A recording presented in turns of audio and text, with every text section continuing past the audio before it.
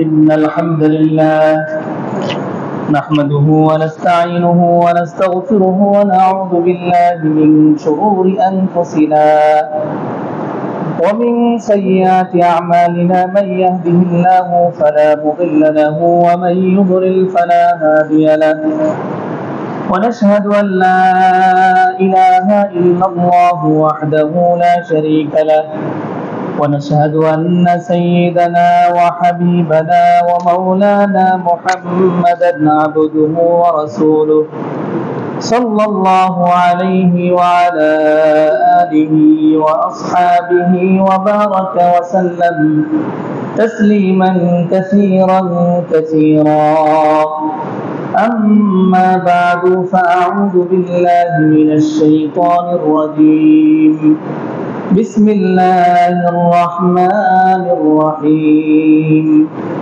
لن ينال الله لحومها ولا دماؤها ولكن يناله التقوى منكم كذلك سخرها لكم لتكبروا الله على ما هداكم وبشر المحسنين وقال النبي صلى الله عليه وسلم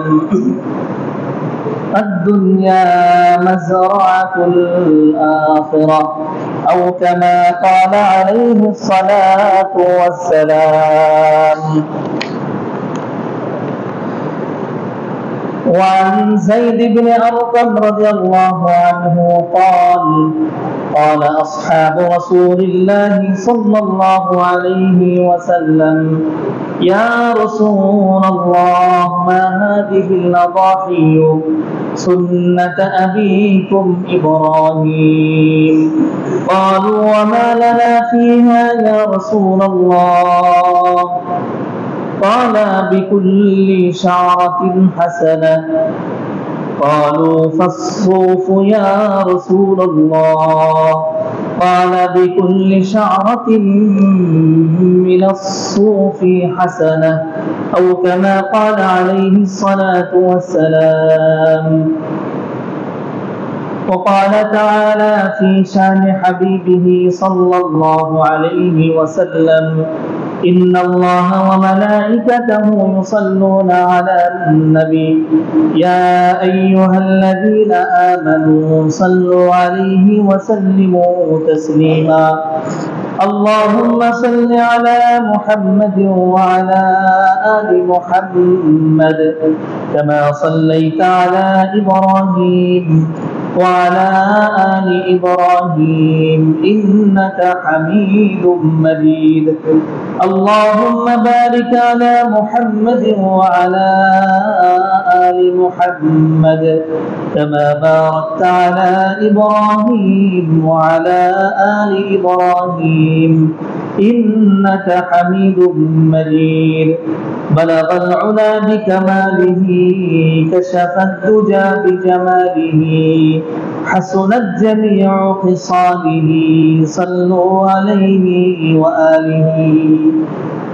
মুআজ্জাজ মুকাররম সম্মানিত মুসল্লিয়ান আযম, মহান আল্লাহ রাব্বুল আলামিনের পবিত্র দরগাহে অসংখ্য শুকরিয়া জ্ঞাপন করছি যে আল্লাহ রাব্বুল আলামিন আমাদেরকে ভালোবেসে আমাদেরকে পছন্দ করে তারই মহান হুকুম জুমার নামাজ আদায় করার জন্য তার ঘরে আসার সুযোগ করে দিয়েছেন। এজন্য কালিমাতুর শুকর আদায় করি আলহামদুলিল্লাহ।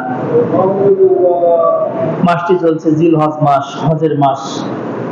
হজের কার্যক্রম শুরু হতে যাচ্ছে, এই তো আর মাত্র একদিন বাকি আছে। তো এই হজের মাসে, পবিত্র মাসে, সামনে পবিত্র ঈদ উল আযহা, মুসলমানদের খুশির দিন, আনন্দের দিন আল্লাহ রাব্বুল আলামিন ভালোবেসে দান করছেন। তো বিশেষ এই সময়ে, বিশেষ এই মুহূর্তে যে আমরা আল্লাহর ঘরে আসতে পেরেছি, আল্লাহর ইবাদত বন্দেগীর সুযোগ পেয়েছি, এজন্য আমরা অন্তর থেকে আল্লাহ রাব্বুল আলামিনের শুকরিয়া আদায় করি এবং আমরা আল্লাহর প্রতি কৃতজ্ঞতা প্রকাশ করি। সম্মানিত হাজিরিন, ঈদ উল আজহার দিনের সবচেয়ে প্রধান আমল হলো পশু কুরবানি করা। এই দিনের সবচেয়ে প্রধান আমল পশুকে আল্লাহর জন্য কোরবানি করা। তো কোরবানির ইতিহাস সম্পর্কে আমরা আলোচনা গত জুম্মায় শুনেছিলাম। তো এরপরেও কিছু কথা বাকি রয়ে গেছে।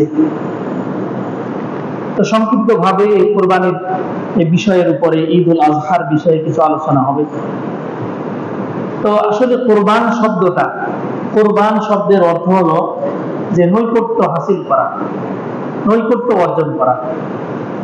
শাব্দিক অর্থ নৈকট্য অর্জন করা, নৈকট্য হাসিল করা। আর পরিভাষায় কোরবান বলা হয়, কোরবানি বলা হয় যে নিজের পছন্দের কোনো জন্তুকে জবাইয়ের মাধ্যমে আল্লাহর নৈকট্য অর্জন করা, অথবা কোনো নিজের পছন্দের কোনো বস্তুকে আল্লাহর জন্য উৎসর্গ করে আল্লাহর নৈকট্য অর্জন করে হলো এই কুরবান শব্দের পারিভাষিক অর্থ। আল্লাহ রাব্বুল আলামিন এই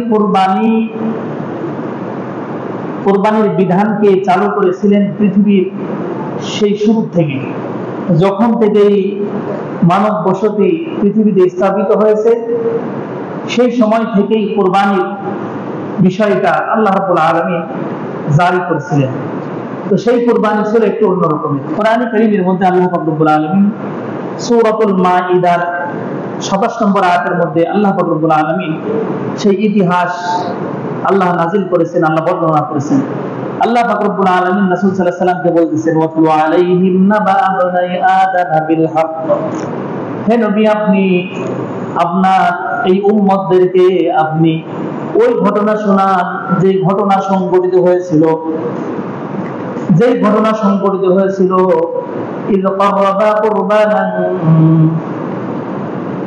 আপনি হযরত আদম আলাইহিস সালামের দুই সন্তানের ঘটনা আপনি শুনান। ওয়াতলু আলাইহিম নাবা আবনাই আদম বিল হক। আপনি এই সত্য ঘটনা আপনার উম্মতদের নিকটে আপনি বর্ণনা করুন। ইয ক্বাররাবা কুরবানান, যে যখন তারা উভয়ে কুরবানি করতে চাইলো, কুরবানির জন্য ইচ্ছা পোষণ করলো। ইয ক্বাররাবা কুরবানান, তারা কুরবানি করলো। ফাতাকুব্বিলা মিন আহাদিহিমা, তখন একজনের থেকে কুরবানি কবুল হলো। ওয়ালাম ইউতাকাব্বাল মিনাল আখার, অন্যজনের থেকে কুরবানি কবুল করা হলো না। তো এই কুরবানির যে ইতিহাস, এই ঘটনা আমরা জানি যে আল্লাহ রাব্বুল আলামিনের নবী হযরত আদম আলাইহিস সালাম, আদি পিতা, মানব জাতির পিতা হযরত আদম আলাইহিস সালামকে তিনি দুনিয়াতে সর্বপ্রথম রাসূল, সর্বপ্রথম মানুষ হিসেবে দুনিয়াতে প্রেরণ করেন। তো হযরত আদম আলাইহিস সালামের ওনার যে সন্তানাদি হতো, তো মানব জাতির বংশবৃদ্ধির জন্য তো বিবাহ, বৈবাহিক সম্পর্কের প্রয়োজন। তো এই বিষয়টাকে তখন কিভাবে আল্লাহ পাক রব্বুল আলামিন বিধান দিয়েছিলেন, হাদিসের মধ্যে পাওয়া যায় যে পদ্ধতি এরকমের ছিল। হযরত আদম আলাইহিস সালামের সন্তান হতো জোড়ায় জোড়ায়, একটা ছেলে একটা মেয়ে, এভাবে সন্তান আল্লাহ পাক রব্বুল আলামিন এনাদেরকে দান করতেন। তো বিবাহের বিধান ছিল এরকমের যে এক জোড়ার ছেলে অন্য জোড়ার মেয়ে, এরকমের। অর্থাৎ একসাথে যে দুইজন জন্মগ্রহণ করছে, এই দুইজনের মধ্যে বৈবাহিক সম্পর্ক হারাম, নিষিদ্ধ। তবে এই জোড়ার ছেলে অন্য জোড়ার মেয়ে, এভাবে বিবাহের বিধান আল্লাহ রাব্বুল আলামিন নাজিল করেছেন, আল্লাহ জানিয়ে দিয়েছেন। তো ঘটনাক্রমে হযরত আদম আলাইহিস সালামের দুই সন্তান হাবিল ও কাবিল, এই দুইজন, ইনারা হাবিলের সাথে যে বোন জন্মগ্রহণ করছে, সেই বোনকে দেখতে একটু সুশ্রী ছিল না। আর এই কাবিলের সাথে যে বোন জন্মগ্রহণ করছে, এই কাবিলের সাথে জন্মগ্রহণ করা সেই কন্যা হযরত আদম আলাইহিস সালামের, ইনি দেখতে খুব সুন্দর ছিলেন, সুশ্রী ছিলেন। তো বিধান হলো যে দুইজন একসাথে জন্মগ্রহণ করছে, এদের সাথে বিবাহের সম্পর্ক জায়েজ নেই, হারাম, নিষিদ্ধ। এখন বিধান অনুযায়ী, নিয়ম অনুযায়ী কাবিলের সাথে বিবাহ হবে, হাবিলের সাথে যিনি জন্মগ্রহণ করছেন তার। এখন বেচারা কাবিল সে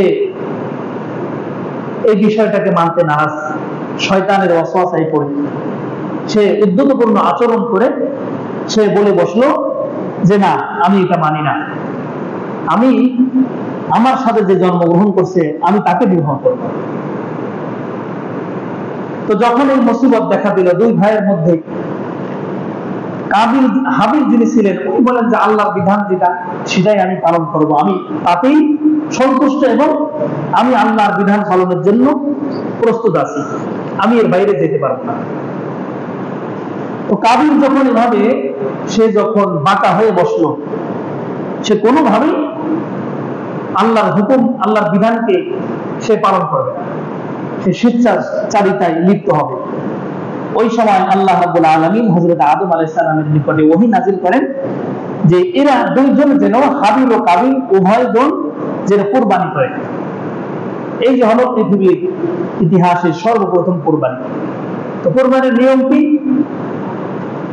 যে এই উভয়জন দুজনের প্রিয় বস্তু, এই বস্তুকে তারা পাহাড়ের এক চূড়ায় উঁচু স্থানে রেখে আসবে। তো নিয়ম অনুযায়ী হাবিল ও কাবিল উভয়ে তারা এই কুরবানির পশু, তারা যে কুরবানি যে বস্তু দ্বারা দিবে। তো হাবিল যিনি ছিলেন তিনি ছিলেন পশু লালন পালনকারী, উনি পশু লালন পালন করতেন। তো উনি ওনার ওই পশুর পাল থেকে সবচেয়ে সুন্দর ভালো পুষ্ট দেখে ভালো একটা ভালো মানের পশুকে কুরবানির জন্য নির্বাচিত করেছেন। আর কাবিল সে হলো ক্ষেত খামারের কাজ করত। কাবিল সেও তার ওই ক্ষেতের যে ফসল ছিল সেই ফসল থেকে একটা অংশ সে কুরবানির জন্য এই পাহাড়ের উঁচু স্থানে এক জায়গায় রেখে আসে। তো কুরবানি কবুল হয়েছে কি না হয়েছে এই বিষয়টা ওই জামানায় ওই সময় তৎক্ষণাৎই জানা যেত যে অমুকের কুরবানি কবুল হয়েছে আর অমুকের কুরবানি কবুল হয়নি। হাবিল কাবিল দুইজনই কুরবানির বস্তু রেখে আসছে পাহাড়ের চূড়ায়।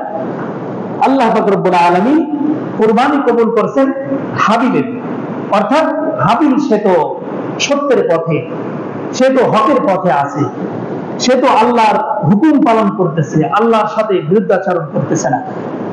কাবিল সে তো বৈধ পথে নেই, সে তো অবৈধ হারাম কাজের জন্য সে এই ঝামেলা করতেছে। আল্লাহ পাক রব্বুল আলামিন তার থেকে কবুল করে নেই। আল্লাহ পাক রব্বুল আলামিন সাথে সাথেই বলেন ইন্নামা ইয়াতাকাব্বালুল্লাহু মিনাল মুত্তাকিন, আর নিশ্চয় আল্লাহ রাব্বুল আলামিন তিনি তো কেবল মুত্তাকিন, খোদাভীতি, খোদার ভয় যার অন্তরে আছে এরকমের মুত্তাকিনের পক্ষ থেকেই কুরবানি কবুল করেন। ওয়ান্না ইয়াতাকাব্বালুল্লাহু মিনাল মুত্তাকিন, ইন্নামা ইয়াতাকাব্বালুল্লাহু মিনাল মুত্তাকিন, যে আল্লাহ তো কবুল করেন কেবল মুত্তাকি, যার অন্তরে আল্লাহর ভয় আছে তার থেকেই কবুল করেন। সুবহানাল্লাহ ওয়া বিহামদিহি।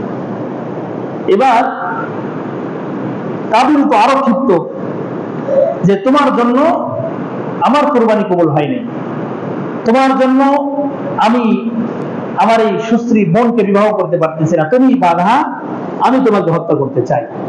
নাউজুবিল্লাহ। এই হাবিল যিনি ছিলেন, এই হাবিল তিনি বললেন লা ইন বাসাত্তা ইলাইয়া ইয়াদাকা লিতাকতুলানি, যে ভাই আমার তুমি যদি আমাকে হত্যা করার জন্য তুমি যদি তোমার এই জুলুমের হাত, অত্যাচারের হাত যদি তুমি প্রসারিত করো, মা আনা বিবাসিতি ইয়াদিয়া ইলাইকা লিআকতুলাক, এরপরেও আমি আমার হাতকে তোমাকে হত্যার উদ্দেশ্যে আমার হাতকে আমি প্রসারিত করব না।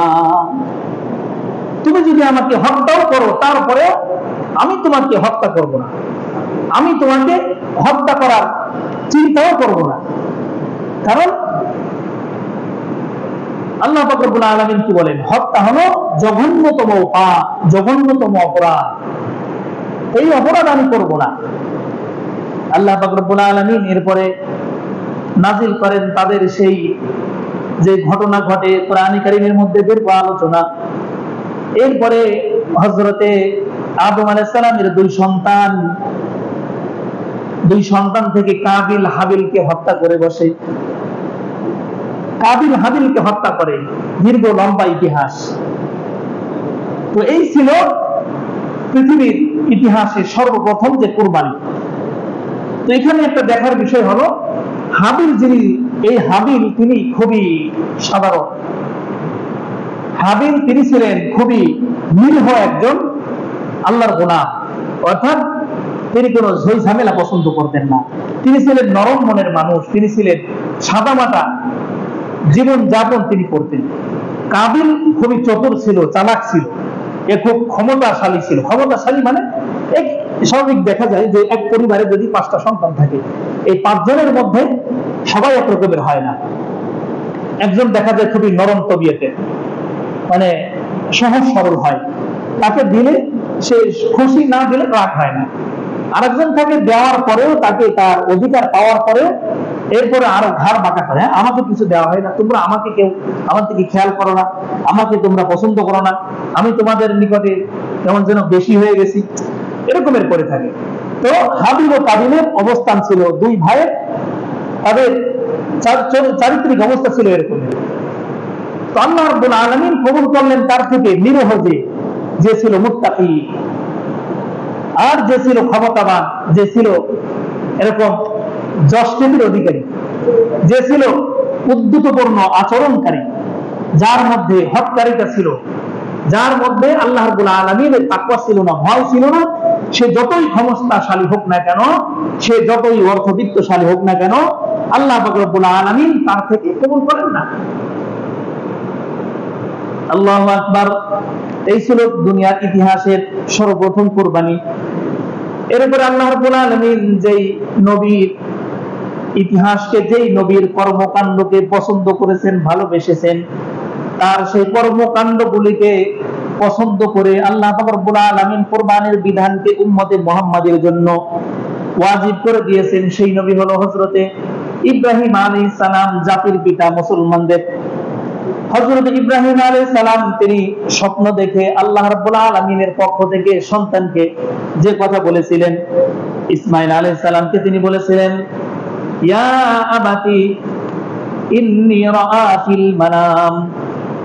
হযরত ইব্রাহিম আলাইহিস সালাম তিনি তার সন্তান ইসমাঈলকে বলতেছিলেন যে, ইয়া বুনাইয়া, হে আমার সন্তান, হে আমার আদরের সন্তান। ইয়া বুনাইয়া আরবি ভাষার যেই নিয়ম পদ্ধতি রয়েছে, ব্যাকরণের যেই দিকগুলি রয়েছে, তো সেই নিয়ম অনুযায়ী ইয়া বুনাইয়া, এই যে ডাকের যে ধরন, এটা হলো সন্তানকে যখন অতি আদর করে ডাকা হয়, যখন আদর আল্লাহ দিয়ে আদরের সাথে ডাকা হয়, তখন ইয়া বুনাইয়া বলা হয়, যে হে আমার আদরের সন্তান। ইসমাঈল আলাইহিস সালামকে ইব্রাহিম আলাইহিস সালাম তিনি তো বৃদ্ধ বয়সে আল্লাহর কাছ থেকে কান্নাকাটি করে, আল্লাহর কাছে রোনা জারি করে চেয়ে তারপরে পেয়েছিলেন এই ইসমাঈল আলাইহিস সালামকে। এজন্য এই সন্তানের প্রতি তার মায়া, তার দুর্বলতা, তার ভালোবাসা, এই বিষয়টা ছিল অনেক ব্যাপক। এজন্য তিনি আদরের সাথে ডাক দিয়ে বলতেছেন, ইয়া বুনাইয়া, হে আমার সন্তান, ইন্নী আরা ফিল মানাম, হে আমার সন্তান, আমি স্বপ্ন দেখতেছি, আমি কেমন যেন দেখতেছি। আরা ফিল মানামি আন্নী আযবাহুকা, যে আমি তোমাকে জবাই করতেছি। আন্নী আযবাহুকা ফানজুর মাযা তারা, সুতরাং তুমি একটু ভাবো, একটু চিন্তা করো যে এই বিষয়টা তুমি কি করো, তোমার কি করণীয় আছে, তুমি কি করবে, তুমি এতে সম্মতি কিনা, তুমি এতে রাজি আছো কিনা, একটু ভাবো বিষয়টা নিয়ে। এখন প্রশ্ন আসতে পারে যে আল্লাহর হুকুম, আল্লাহর নির্দেশ পালন করবে আল্লাহর নবী, তো সন্তানের কাছে তার খেয়াল জানা, তার মতামত জানার কি কোনো প্রয়োজন আছে?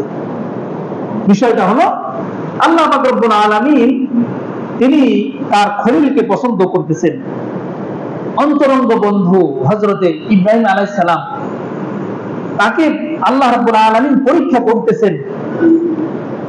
তো এই পরীক্ষা, এটা যে শুধুমাত্র তার জন্য তা না, কেননা হযরত ইব্রাহিম আলাইহিস সালামের সন্তান ইসমাঈল আলাইহিস সালাম তিনিও তো আল্লাহ রাব্বুল আলামিনের একজন নির্বাচিত পয়গম্বর, একজন নবী, একজন রাসূল। আল্লাহ পাক রব্বুল আলামিন এই ঘটনার দ্বারা, এই বিষয়ের দ্বারা, এই কুরবানির দ্বারা বাবা এবং সন্তান উভয়কে পরীক্ষা করতেছেন। সুবহানাল্লাহ, আলহামদুলিল্লাহ। আল্লাহর নবী হযরত ইব্রাহিম আলাইহিস সালাম জিজ্ঞাসা করতেছেন, হে আমার আদরের সন্তান, আমি তো কেমন যেন স্বপ্নে দেখতেছি আমি তোমাকে জবাই করতেছি, তোমার মতামত কি, তোমার খেয়াল কি, একটু তুমি চিন্তা করো, চিন্তা ফিকির করে এরপরে বলো। ইব্রাহিম আলাইহিস সালাম স্বপ্নটা পরপর 3 দিন দেখতেছিলেন। 8 তারিখ রাত্রে, 9 তারিখ রাত্রে এবং 10 তারিখ রাত্রে পরপর 3 দিন স্বপ্ন দেখার পরে তিনি নিশ্চিত হলেন যে অবশ্যই এটা হলো আল্লাহ রাব্বুল আলামিনের নির্দেশ। মহান আল্লাহ তাআলা বড় নির্দেশ, এটা আমাকে আল্লাহ আদেশ করতেছেন যে আমাকে এই হুকুম পালন করার জন্য আল্লাহ আমাকে তাকিদ দিচ্ছেন, আমাকে এটা করতে হবে। তো এই জন্য হজের কার্যক্রম 8 তারিখ থেকেই শুরু হয়। সুবহানাল্লাহ, বিহামদিহি। ইব্রাহিম আলাইহিস সালাম তিনি 10 তারিখ সকালবেলায় সন্তানকে যখন এভাবে বলতেছিলেন, প্রথমে সন্তানকে বলছেন, বলার পরে সন্তান উত্তর দিচ্ছেন, এমন সুন্দর সন্তোষজনক উত্তর দিচ্ছেন। সন্তান সঙ্গে সঙ্গেই কোন চিন্তা ভাবনা ছাড়াই তিনি সাথে সাথেই উত্তর দিচ্ছেন, ইয়া আবাতি ফাল মা তুমার, ইয়া আবাতি অর্থাৎ হে আমার পিতা, হে আমার সম্মানিত পিতা, হে আমার শ্রদ্ধা ভাজন পিতা।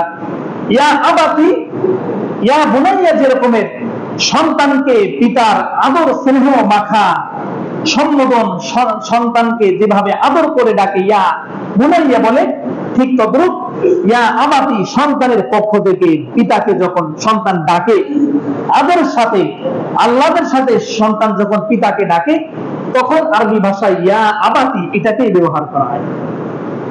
তো ইসমাইল আলাইহিস সালাম তিনিও আল্লাহর নবী হযরত ইব্রাহিম আলাইহিস সালামকে তার পিতাকে ডাকতেছেন, ইয়া আবাতি, হে আমার পিতা, ইফআল, আপনি করুন সেই কাজ, মা তুমার, আপনাকে যেই বিষয়ে আদেশ করা হয়েছে, আপনি যেই বিষয়ে আদিষ্ট হয়েছেন আপনি সেটাই করুন, আপনি সেই আদেশকে মান্য করুন। সুবহানাল্লাহ। সাতাজিদুনি ইনশাআল্লাহ, অবশ্যই অচিরেই আপনি আমাকে পাবেন, মিনাস সাবিরিন, ধৈর্যশীল আপনি আমাকে পাবেন। আপনার এই কাজে আপনাকে আমি সাহায্য করব, আপনার সহযোগী হব, আমি আপনাকে এই হুকুম পালন করার জন্য আমার সর্বোচ্চ সহযোগিতা আপনি আমার থেকে পাবেন। সুবহানাল্লাহ। তো 10 তারিখ সকাল বেলায় ইব্রাহিম আলাইহিস সালাম তার সন্তানকে নিয়ে, ইসমাইল আলাইহিস সালামকে নিয়ে রওনা হবেন এই মিনার দিকে কুরবানি করার জন্য, আল্লাহর হুকুম।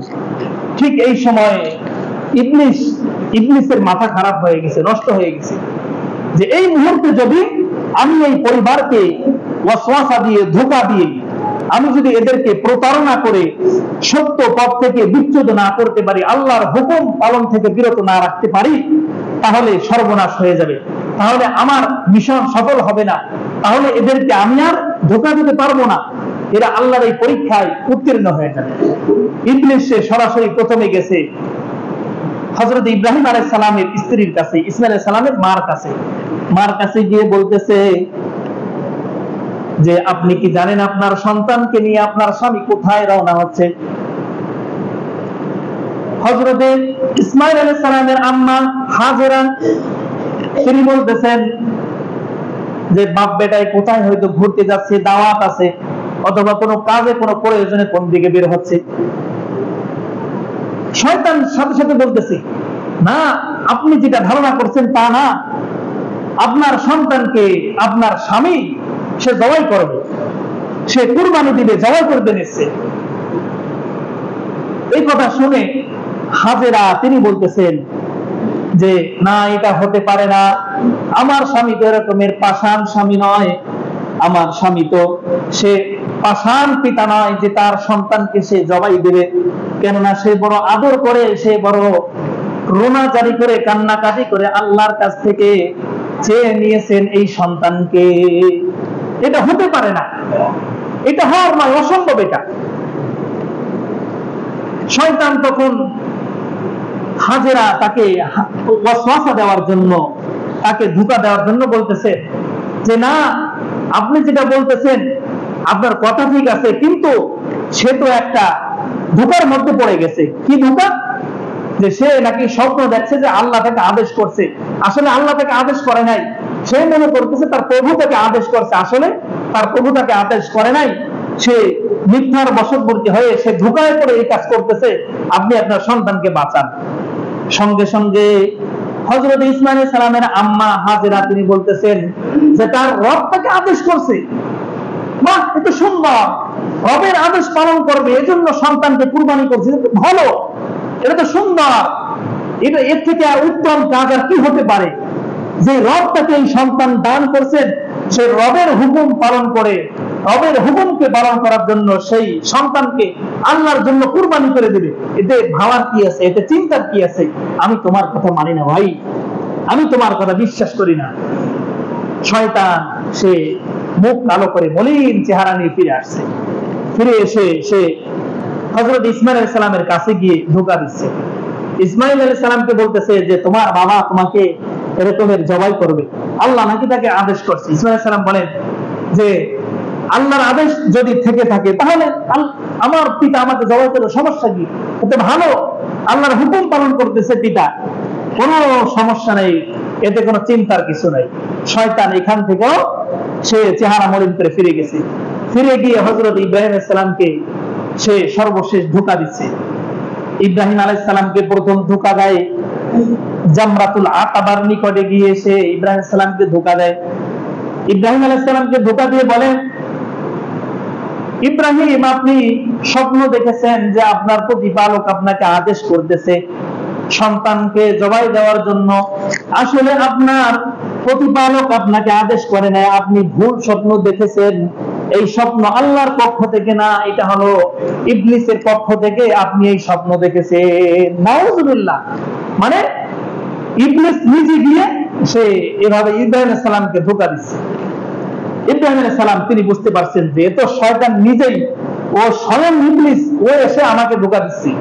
সাথে সাথে ইব্রাহিম আলাইহিস সালাম তিনি জমিনের দিকে হাত প্রসারিত করে কঙ্কর নিক্ষেপ, এক মুষ্টি কঙ্কর ও হাতে নিয়ে সে এই শয়তানের দিকে লক্ষ্য করে সে 7টি কঙ্কর এভাবে নিক্ষেপ করে।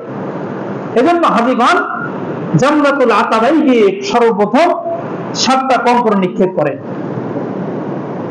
এরপর ইব্রাহিম আলাইহিস সালাম কিছু দূর যাওয়ার পরে আবার ইবলিস এভাবে আবার চেষ্টা করে যে ইব্রাহিম আপনি বুঝতে চেষ্টা করুন, আপনার এই আদরের সন্তানটাকে আপনি এই ধোঁকায় পড়ে জবাই করে দিবেন, এর আপনার ভুল হচ্ছে, আপনি দয়া করে এখনো সময় আছে, আপনি এর থেকে বিরত থাকুন। ইব্রাহিম আলাইহিস সালাম আবার তিনি পিছনের দিকে ফিরে আর এক মুষ্টি কঙ্কর নিয়ে সে ওই শয়তানকে উদ্দেশ্য করে তার দিকে আবার পাথর নিক্ষেপ করে। সুবহানাল্লাহ। এজন্য হাজিরা দ্বিতীয়বার আবার এভাবে কঙ্কর নিক্ষেপ করে। আবার তৃতীয়বার চান্স নেওয়ার জন্য সর্বশেষ চেষ্টা করে ইবলিস, সে আবার গিয়ে অনুরূপ ভাবে ধোঁকা দিতে শুরু করে যে আপনি আমাকে চিনতেছেন না, আপনি আমাকে ভুল বুঝতেছেন, আমি আপনার হিতাকাঙ্ক্ষী, আপনার ভালো চাই, আপনার ভালাই চাই, আপনি আমাকে ভুল বুঝেন না, আপনি দয়া করে এখনো সময় আছে, বিরত থাকুন। ইব্রাহিম আলাইহিস সালাম তিনি রাগান্বিত হয়ে আবার শয়তানকে এভাবে কঙ্কর নিক্ষেপ করে। এই জন্য হাজিরা সর্বশেষে তৃতীয়বার এভাবে কঙ্কর নিক্ষেপ করে থাকেন। সুবহানাল্লাহি ওয়া বিহামদিহি। তো হাজিরা যে কঙ্কর নিক্ষেপ করে, আসলে ওই জায়গায় যে পিলার দেওয়া আছে ওইখানে আসলে কি শয়তান আছে নাকি? না, শয়তান ওখানে নেই। এটা হলো শয়তানের একটা প্রতিকৃতি, একটা চিহ্ন যে শয়তান এই জায়গায় ধোঁকা দিছিল। এজন্য ইব্রাহিম আলাইহিস সালামের সেই পাথর নিক্ষেপ করাটা আল্লাহর কাছে ভালো লেগেছিল। এজন্য আল্লাহ বিধান করে দিয়েছেন যে এই কাজটা কিয়ামত পর্যন্ত প্রত্যেক বছর নির্দিষ্ট সময়ে হজের সময়ে হাজিরাও ইব্রাহিম আলাইহিস সালামের এই সাদৃশ্য অবলম্বন করে এভাবে 7টা করে কঙ্কর নিক্ষেপ করবে। সুবহানাল্লাহ। আসলে শয়তান ওইখানে আছে, এইটা কিন্তু ইসলামের শিক্ষা না। অনেক মানুষ আবেগের বশত মাঝে মধ্যে এরকম হাজিদের মধ্যে থেকে কাউকে দেখা যায় যে তারা মানে অতি উৎসাহী আবেগের বশত তারা মানে পায়ের জুতা খুলিয়ে পরে নিক্ষেপ করে আর বড় বড় পাথর নিয়ে মানে এমন ভাবে নিক্ষেপ করে মনে হচ্ছে কেমন যেন শয়তানকে সে পাথর মারতেছে। আসলে বিষয়টা এমন না। বিষয়টা না জানার কারণে অনেক এরকম করে থাকে, শয়তান ওখানে নেই। এটা হলো ইব্রাহিম আলাইহিস সালামের সে আমল, যে আমলটা আল্লাহ পছন্দ করছেন, সেটা বারংবার হোক, প্রতি বছর হোক, আল্লাহ রাব্বুল আলামিন এজন্য এই নিয়মটাকে, হাজীদের জন্য এই বিধানটাকে আল্লাহ রাব্বুল আলামিন জারি করছেন। ইব্রাহিম আলাইহিস সালাম যখন তিনি এই পাথর নিক্ষেপ করার পর শেষ হয়েছে, শয়তান এবার ফিরে গেছে। ফিরে যাওয়ার পরে ইব্রাহিম আলাইহিস সালাম তিনি সন্তানকে কুরবানি করার জন্য জমিনে শোয়াইছে। জমিনে শোয়ানোর পরে তিনি তার এই যে তরবারি, যে ছুরি ছিল, তার কাছে যে তলোয়ার ছিল, এই তরবারি সে চালাইতে শুরু করতেছে। আল্লাহু আকবার। ইব্রাহিম আলাইহিস সালাম তাকে, ইসমাঈল আলাইহিস সালাম বলতেছেন, সন্তান বাবাকে বলতেছেন, বাবা আমি তো আপনার অনেক আদরের সন্তান, তো আপনি আমাকে আপনি আমাকে জবাই করবেন, তো আপনার অন্তরের মধ্যে দয়ার উদয় হইতে পারে, আপনার অন্তরে স্নেহ, ভালোবাসা, মহব্বত কাজ করতে পারে, আপনি আপনার চোখটাকে বেঁধে নেন, আপনি চোখটাকে বেঁধে তারপরে ছুরি চালান, তাহলে আপনার মায়া মহব্বত আসবে না, তাহলে আল্লাহর হুকুম পালন করার ক্ষেত্রে আপনার প্রবৃত্তি, আপনার নফস আপনাকে ধোঁকায় ফেলতে পারবে না, আপনি এটা করেন। ইব্রাহিম আলাইহিস সালাম তিনি চোখে কাপড় বেঁধে এরপরে ছুরি চালাইতে শুরু করছেন। ছুরি চালাচ্ছেন, কিন্তু ছুরি যে এই যে একটা বস্তু, একটা লোহার খন্ড, এর মালিক কি? আল্লাহ। দুনিয়ার সবকিছুর মালিক কে? আল্লাহ। দুনিয়ার প্রত্যেকটা বস্তুর মৌলিক মালিকানা, মৌলিক অধিকার কার হাতে? আল্লাহর হাতে। আল্লাহ রাব্বুল আলামিন তিনি তো পরীক্ষা করতে চেয়েছেন। আল্লাহ রাব্বুল আলামিন কোরআন কারীমের মধ্যে বলেন, ফালাম্মা আসলামা ওয়া তাল্লাহু লিল জাবিন, যখন তারা উভয়ে বাপ বেটায় যখন আমার নিকটে আত্মসমর্পণ করেছে, এবং ওয়া তাল্লাহু লিল জাবিন, যে জমিনে ইসমাঈল আলাইহিস সালামকে শোয়াই দিছে, ওই সময় আল্লাহ রাব্বুল আলামিন আসমান থেকে একটা দুম্বা, একটা কুরবানির একটা পশুকে, আসমানের জান্নাতের একটা পশুকে পাঠাই দেন জিবরাইল আলাইহিস সালামের মাধ্যমে। জিবরাইল আলাইহিস সালাম সঙ্গে সঙ্গে এসে এই পশুকে, ইসমাঈল আলাইহিস সালামকে সরিয়ে সেই জায়গায় এই পশুকে রেখে দেন।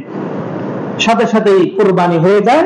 কুরবানি হওয়ার পরে ইব্রাহিম আলাইহিস সালাম চোখ খুলে দেখেন যে ইসমাঈল আলাইহিস সালাম তিনি অক্ষত, তিনি বেঁচে আছেন, তিনি জবাই হয় নাই, জবাই হয়েছে একটা পশু।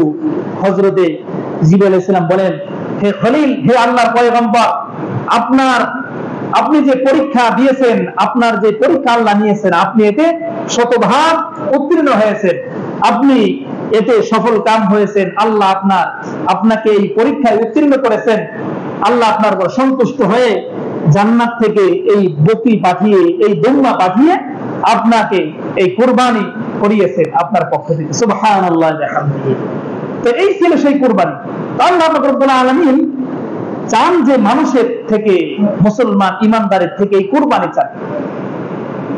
এই কুরবানিটা কোরআন কারীমের মধ্যে আল্লাহ রাব্বুল আলামিন সূরাতুল হজের মধ্যে আলোচনা করেন, আয়াত নাযিল করেন। আল্লাহ রাব্বুল আলামিন সেখানে বলেন, লা ইয়ানালাল্লাহু লুহুমুহা, যে আল্লাহ রাব্বুল আলামিন তিনি তার নিকটে পৌঁছায় না তোমাদের এই কুরবানিকৃত পশুর কোন রক্ত, মাংস, কোন চামড়া, কোন কিছুই তার নিকটে পৌঁছায় না।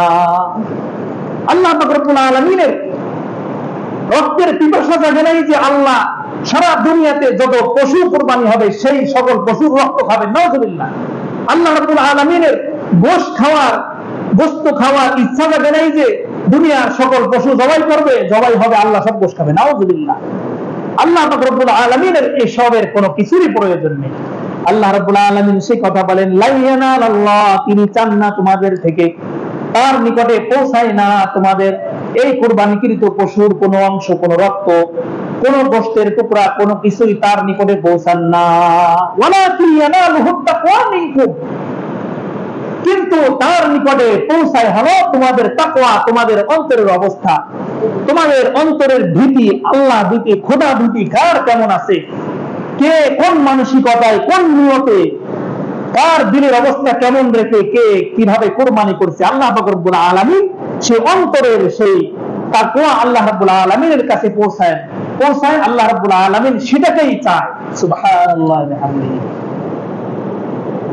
এজন্য কুরবানির আগে নিয়তকে পরিপূর্ণভাবে খাস করা, সহি করা, যে আল্লাহর হুকুম, আল্লাহর বিধান আমি পালন করব, আমাকে আল্লাহ রাব্বুল আলামিন যেমন সামর্থ্য দিয়েছেন চেষ্টা করব যে এই কুরবানির ওসিলায়।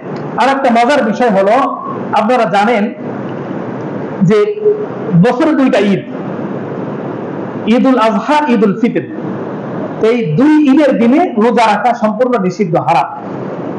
কারণ আল্লাহ পাক রব্বুল আলামিন এই দুই দিনে আল্লাহর পক্ষ থেকে জমিনের যত ইমানদার বিশ্বাসী ব্যক্তি আছেন, ইমানদারগণ আছেন, তাদেরকে আল্লাহ পাক রব্বুল আলামিন নিজের পক্ষ থেকে দাওয়াত দিয়েছেন।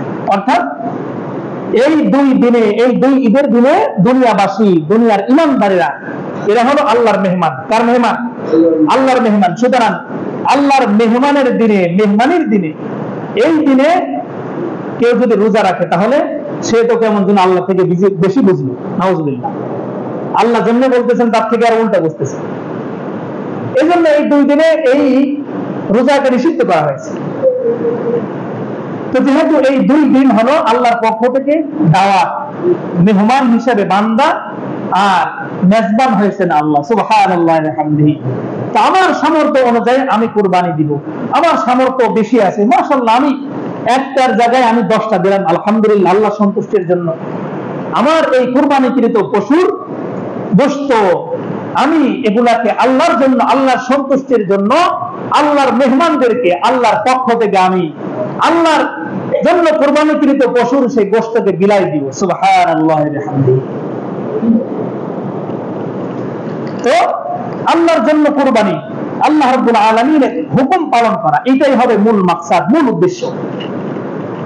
বনি আদমদেরকে এভাবে খাওয়ানোর কথা, বনি আদমদের জন্য এই কুরবানির গোশতকে তাদেরকে দেওয়ার কথা। কোরআনে কারীমের মধ্যে আল্লাহ রাব্বুল আলামিন বলেন, ফাকুলু মিনহা, এই জবাইকৃত পশুর এই অংশ তোমরা নিজেরা ভক্ষণ করো, নিজেরা খাও। সুবহানাল্লাহ।